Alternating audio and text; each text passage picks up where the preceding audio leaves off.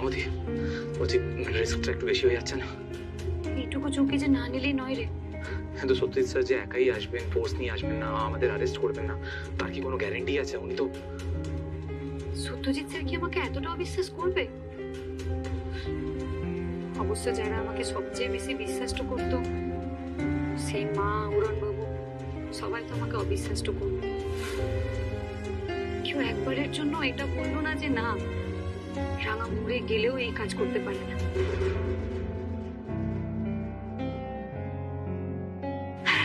তবে যাই হয়ে যাক না কেন, আমি সেরকম দুর্বল মানুষটা নই যে সব কিছু আমার কপালের দোষ দিয়ে ছেড়ে দেব। আমার বাপ তো যখন বোমা পেটে মরে গিয়েছিল, আমি তখনও আমার কপালের দোষ দিই। আমি জানতাম আমাকে লড়ে নিতে হবে একা।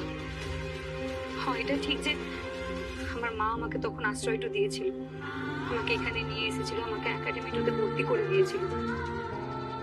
কিন্তু আমি আমার পথটা তৈরি করেছি নিজে লড়ে। আমি হেরেছি, আবার ঘুরে দাঁড়িয়েছি। আমাকে এবারেও লড়ে নিতে হবে সংগ্রাম স্যার। সকলের সামনে আমাকে নির্দোষ প্রমাণ করতেই হবে, আর তার জন্য আমি আমার নিজের জীবনটাও বাজি রাখতে রাজি আছি।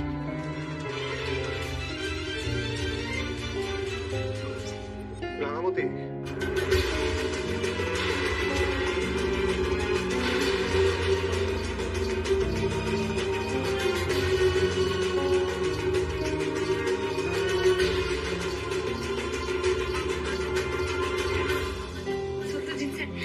রাঙামতি, আমি আমার পুলিশ ক্যারিয়ারটাকে বাজি রেখে এখানে এসেছি।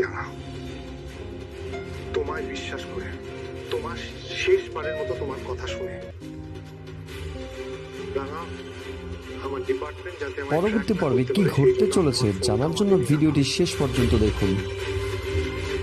এমনকি আমার রিভলভারও আমার সাথে নেই, আমি কিচ্ছু আনিনি। রাঙা, আমি জানতাম তুই আমাকে শেষবারের মতন একটা সুযোগ নিশ্চয়ই দিবি।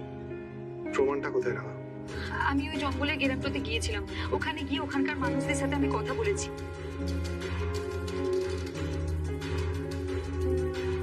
এই দেখ, ভিডিও দেখ।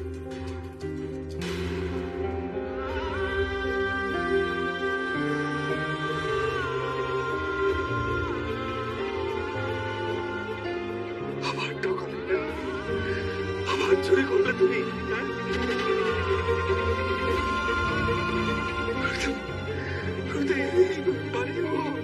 ওর নামে লিখে দিয়েছি, এটা আমার।